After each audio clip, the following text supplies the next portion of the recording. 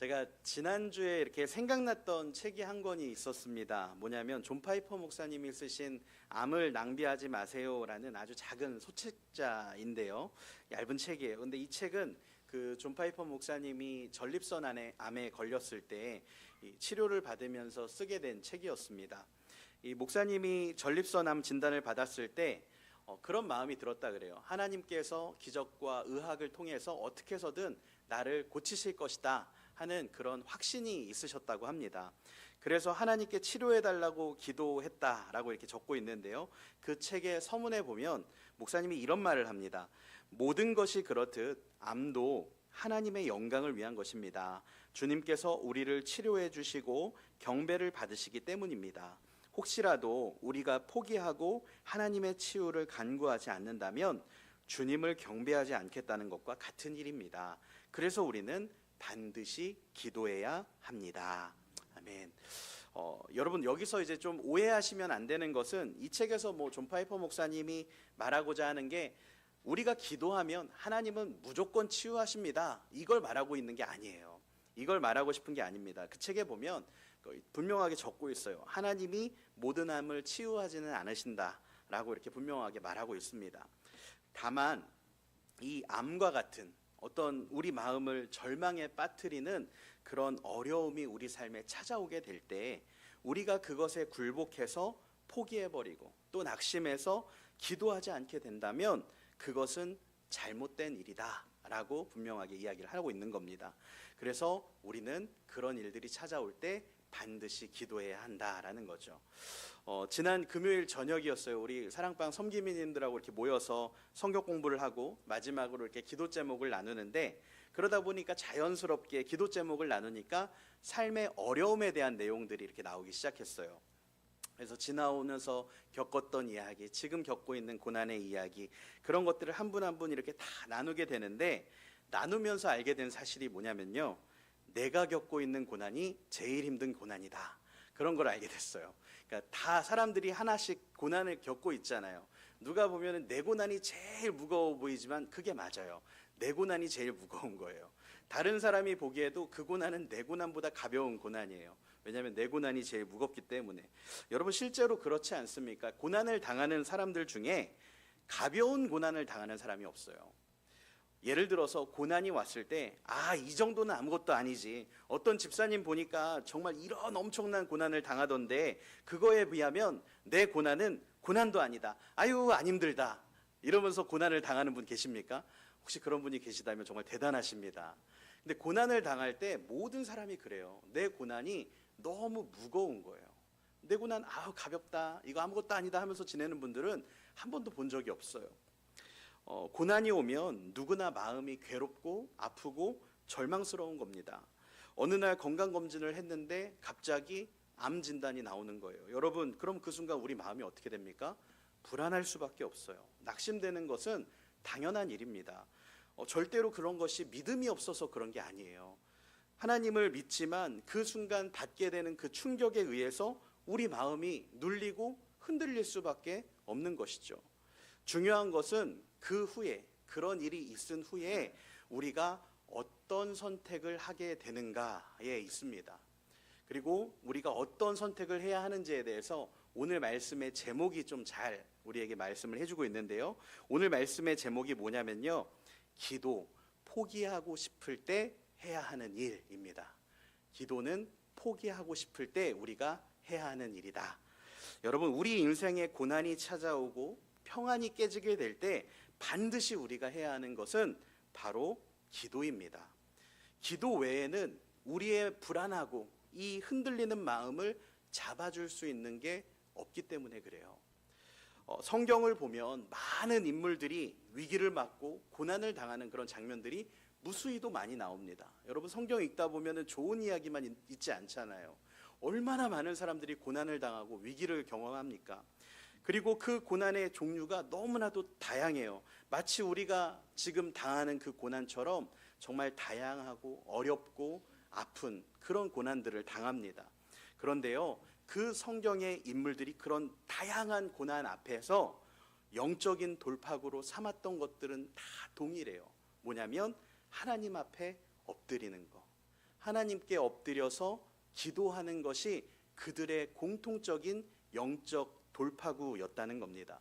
여러분, 선지자 사무엘은 블레셋과의 전투를 앞두고 금식을 선포하고 기도합니다. 그랬을 때 그 결과 하나님께서 우레를 치셔서 블레셋 사람들을 다 물리쳐 버리셨어요.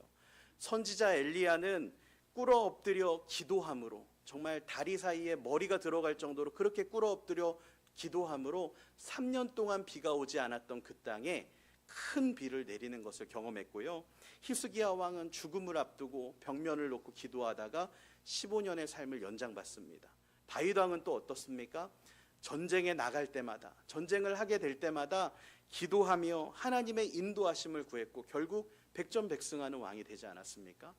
예수님의 제자들도 마찬가지예요. 예수님의 제자들은 예수님께서 승천하신 이후에 그 두려울 수밖에 없는, 어떻게 보면 불안할 수밖에 없는 그 상황 가운데 있을 때 기도함으로 성령의 임재를 경험합니다. 그렇게 성령의 능력을 입어서 세계 선교를 이루는 사람들이 되죠. 무엇보다 우리 예수님 역시도 그랬어요. 십자가를 져야 하는 그 고난 앞에서 예수님이 하신 마지막 일이 무엇입니까? 산에 올라가서 기도하시는 일이었어요. 산에 올라가실 때 예수님의 마음은 내가 심히 괴로워 죽게 되었다 하시는 그 마음으로 올라가셨지만 결국 기도를 마치고 내려오실 때는 너무나도 평안하게 가자, 시간이 되었다 하시며 십자가를 지러 가십니다. 여러분, 기도가 끝나니까 불안함이 평안함으로 변해 있는 거예요. 사랑하는 여러분, 우리의 많은 신앙의 선배들이 또 예수님께서 우리에게 지금 보여주고 있는 것이 무엇입니까? 인생에 고난이 찾아오면, 위기가 찾아오면 괴롭고 힘들기는 하지만 그것을 극복하기 위해서 하나님께 엎드려 기도함으로 그렇게 영적인 위기를 돌파해 나가는 것, 여러분, 이것을 지금 우리에게 보여주고 있는 거 아닙니까? 여러분, 기도할 때 돌파가 일어납니다. 기도할 때 소망이 회복됩니다. 기도할 때 기적은 일어나게 되어 있습니다. 할렐루야. 여러분, 그리스도인은 기도해야 사는 사람들인 거예요. 우리는 기도해야 하는 사람들입니다. 오늘 본문 시편 말씀은 한 편의 어떤 기도시입니다. 본문 1절과 2절 말씀을 보시면 이 기도시의 배경을 알 수 있는데요. 우리 함께 오늘 본문 1절과 2절 말씀을 함께 읽어보도록 하겠습니다. 여호와께서 시온의 포로를 돌려보내실 때에 우리는 꿈꾸는 것 같았도다. 그때에 우리 입에는 웃음이 가득하고 우리 혀에는 찬양이 찼었도다. 그때에 문 나라 가운데에서 말하기를 여호와께서 그들을 위하여 큰 일을 행하셨다 하였도다. 아멘. 여러분, 여기 1절에 보시면 이런 표현이 있죠. 여호와께서 시온의 포로를 돌려보내실 때에, 이렇게 이야기하지 않습니까? 여기서 시온의 포로는 바벨론으로 이렇게 포로로 끌려갔던 그 사람들을 의미하는 거예요. 이스라엘이, 이 시편이 쓰여지던 시대에는 이스라엘이 바벨론에게 멸망당한 후입니다. 바벨론이 이스라엘을 다 멸망시킨 다음에 어떻게 했냐면 많은 귀족과 왕족과 사람들을 포로로 끌고 갔거든요. 그래서 포로 생활을 하던 사람들이 있었던 거예요. 그 사람들이 지금 시온의 포로들이 돌려보내지는 때를 이야기하는 겁니다. 이 사람들이 바벨론에서 포로 생활하고 있었는데 정말 기적적으로 하나님의 은혜로 이 사람들이 포로 귀환을 하게 됐어요. 그 기쁨이 얼마나 컸던지 오늘 말씀을 보시면 우리는 꿈꾸는 것 같았도다. 꿈꾸는 것 같았도다. 여호와께서 우리에게 큰 일을 행하셨도다. 이렇게 고백을 하고 있는 거죠. 하지만 여러분, 사실 그렇게 해서 다시 이 이스라엘 본토로, 고향으로 돌아온 사람들의 기쁨은 그렇게 오래가지 않았어요. 지금 이렇게 막 꿈꾸는 것 같았다, 큰 일을 행하셨다 하던 그 사람들의 기쁨이 자신들의 고향에 돌아와서 그 장면을 보는 순간, 자신들의 고향의 그 상황을 보는 순간 산산이 부서지고 말았을 겁니다. 왜냐하면 여러분, 지금 이 사람들이 돌아와서 보게 된 이스라엘의 상황은요, 너무나도 처참했어요. 먼저 예루살렘 성을 한번 보면 바벨론에 의해서 완전히 다 파괴가 됩니다. 그리고 그 상태로 수십 년 동안 방치가 돼요. 그러다 보니까 성벽도 다 허물어지고 폐허처럼 변해 있었다라고 이야기하죠. 이것이 귀환한 사람들의 눈에 처음으로 들어온 자신들의 고향의 모습입니다. 그냥 황폐한 땅, 무너진 땅, 다 허물어져 버린 땅, 그것이 이스라엘 사람들이 귀환해서, 그 기쁨 가운데 귀환해서 처음으로 볼 수 있었던 자신들의 고향의 모습이었어요.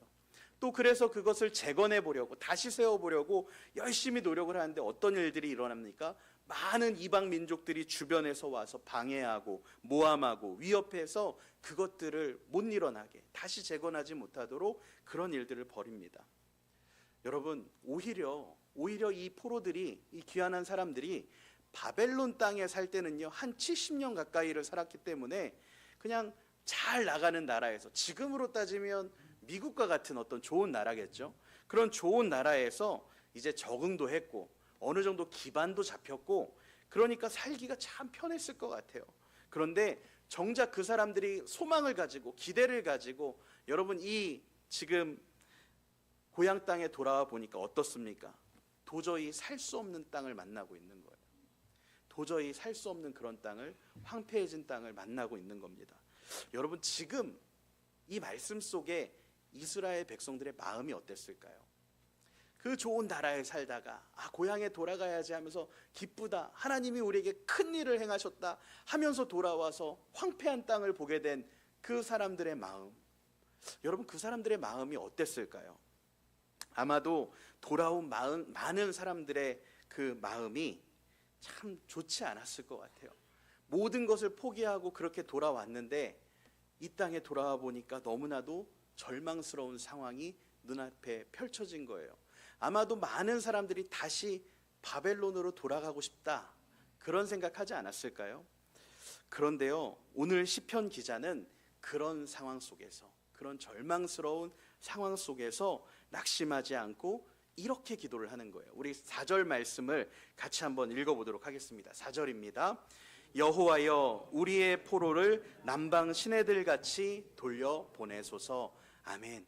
여호와여, 우리의 포로를 남방 시내들 같이 돌려보내소서. 여기 보시면 남방의 시내같이 돌려보내 주십시오, 이런 표현이 나오죠. 제가 이걸 조금 설명을 드려야 돼요. 아침부터 이런 설명들이 너무 많아서 조금 복잡하시겠지만 잘 들어보시기 바랍니다.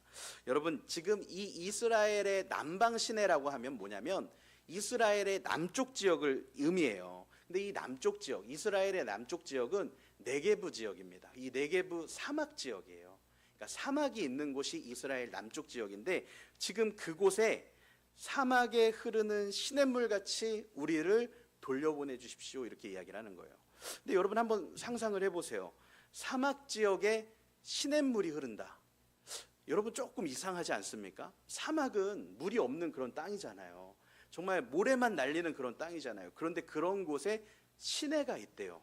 어떻게 보면 참 이해할 수 없는 그런 말인데, 이게 이렇게 말하는 이유가 있어요. 뭐냐면 이 네게브 사막에는 한 가지 이상한 특징이 있습니다. 뭐냐면 연중 내내 사막이었던 이 땅이 우기가 돼서 비가 한번 탁 내리면 어떻게 되냐면 그 말라있던 시내에 급속도로 갑자기 강한 물줄기가 생겨버리는 거예요.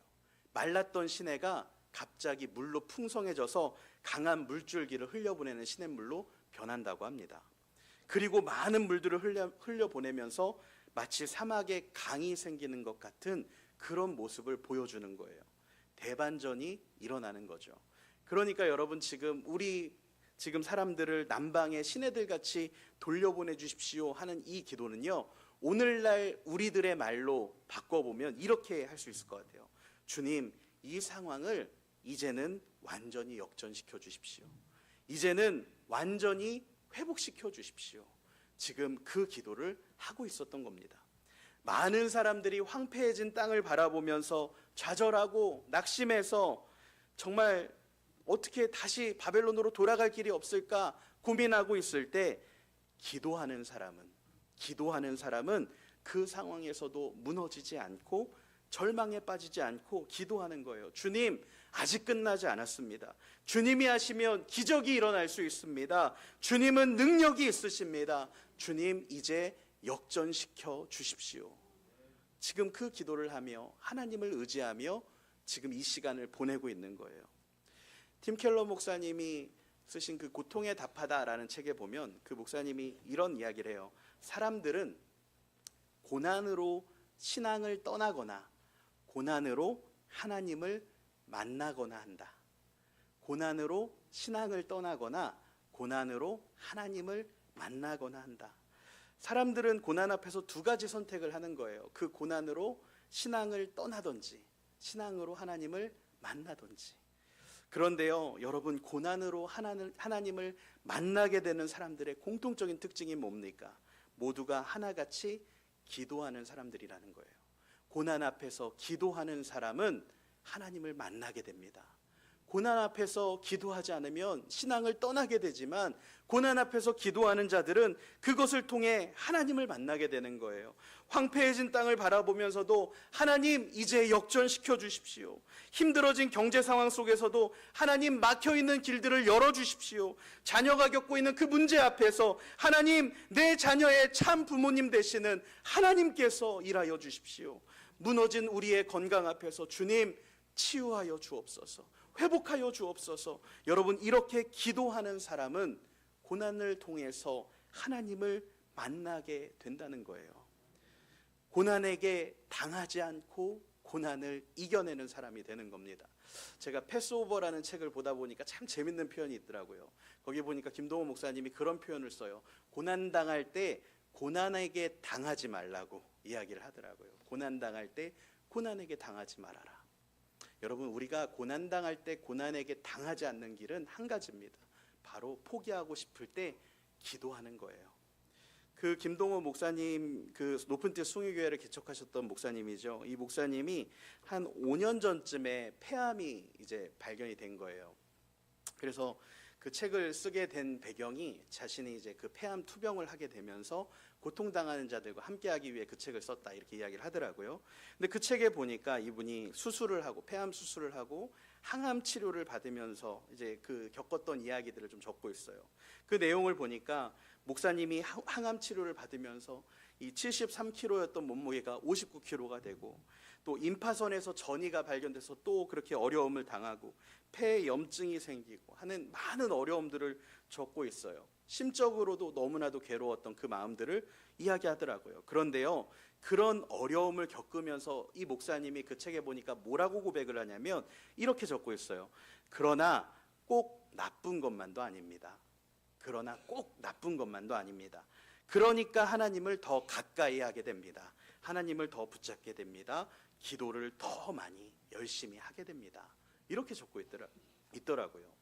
암으로 투병하면서 육체적으로 마음적으로 심한 고통을 당하면서도 그것이 꼭 나쁜 것만은 아니라고, 그 고난이, 내게 찾아온 그 고난이 꼭 안 좋은 것이 아니라고, 오히려 그것 때문에 하나님을 더 가까이 하게 된다고, 기도하게 된다고 그렇게 고백하고 있는 겁니다.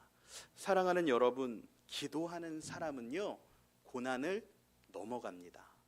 기도하는 사람은 오늘 하루를 살아낼 힘을 그 기도하는 시간을 통해서 공급받는 거예요. 제가 지난주에 하루는 이렇게 새벽 기도하려고 이렇게 걸어오는데, 그 새벽에 갑자기 제가 이번 주일 말씀을 좀 생각하다가 갑자기 떠오른 말씀이 한 구절 있었어요. 뭐였냐면 이사야 40장 30절과 31절 말씀이었어요.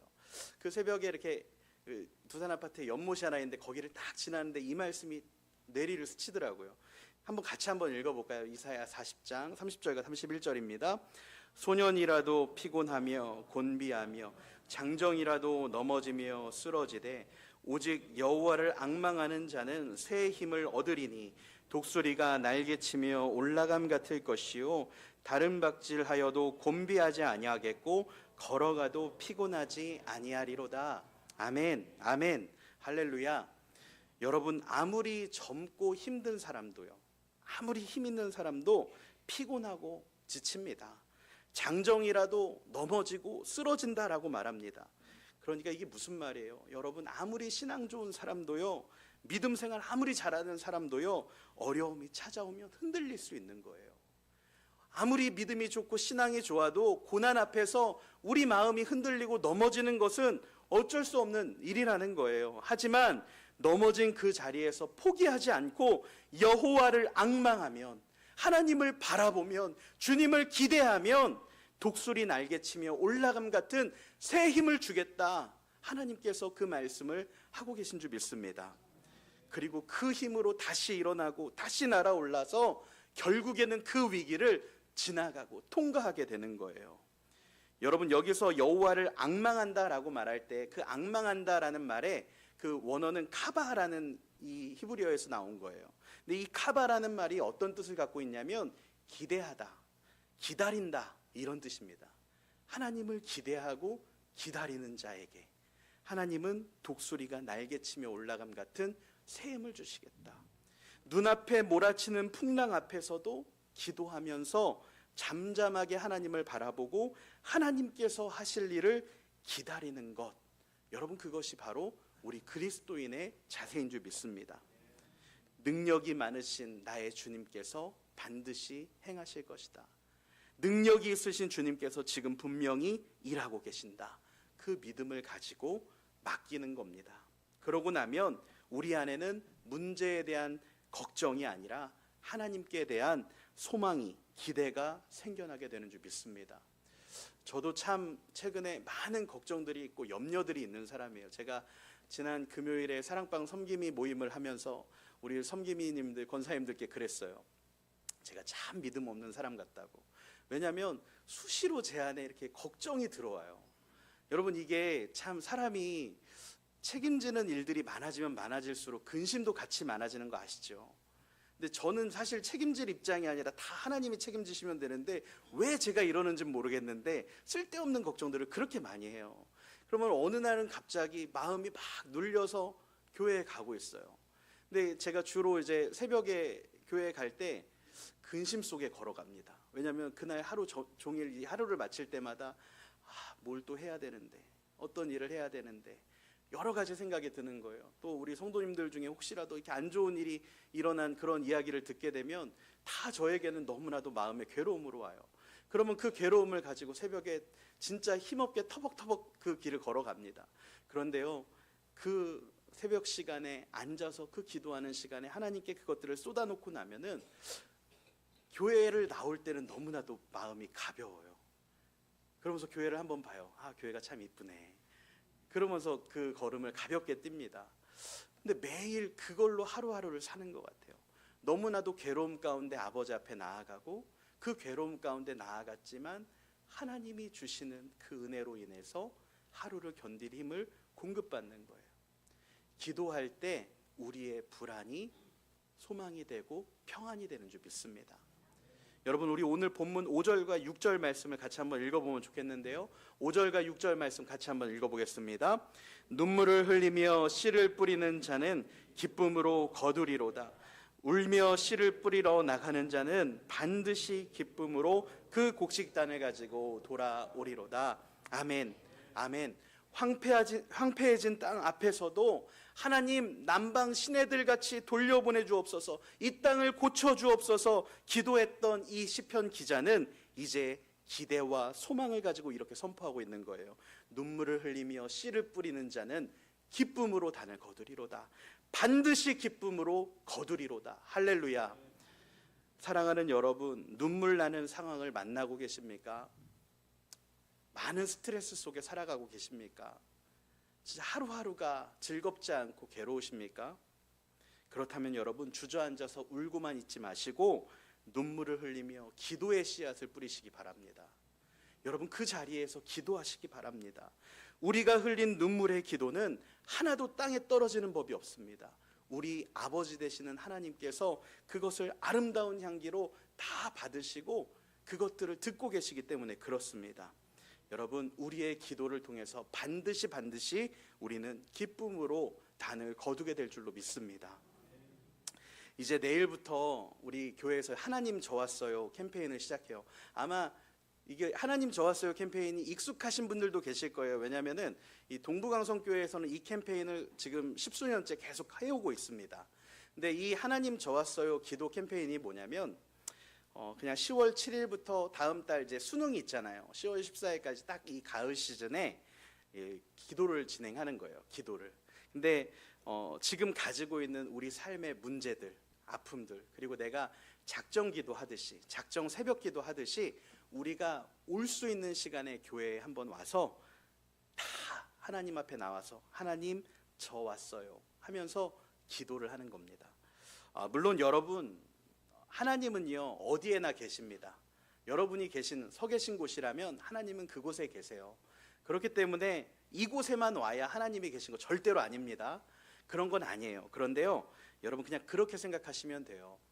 새벽 예배 작정해서 하듯이, 철야 예배 작정해서 하듯이, 그냥 이 기간 동안에 내가 교회에 가서 하나님 만나겠다 하는 그 마음가짐으로 행동을 옮기는 겁니다.